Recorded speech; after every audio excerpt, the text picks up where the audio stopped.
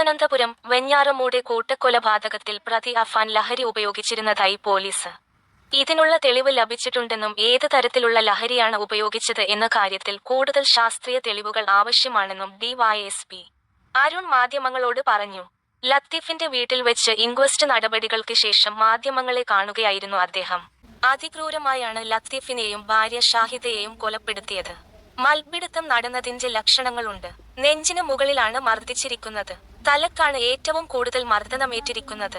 പ്രാഥമികാന്വേഷണത്തിൽ ചുറ്റിക ഉപയോഗിച്ചാണ് പ്രതി ഇരുവരെയും കൊലപ്പെടുത്തിയതെന്ന് ഡിവൈഎസ്പി പറഞ്ഞു. ഇവരുടെ ശരീരത്തിൽ നിന്ന് ഒന്നും നഷ്ടപ്പെട്ടിട്ടില്ലെന്നും ബന്ധുക്കളുടെ മൊഴി കൂടി പരിശോധിച്ച് ബാക്കി കാര്യങ്ങളിൽ വ്യക്തത വരുത്താൻ സാധിക്കുമെന്നും അദ്ദേഹം കൂട്ടിച്ചേർത്തു.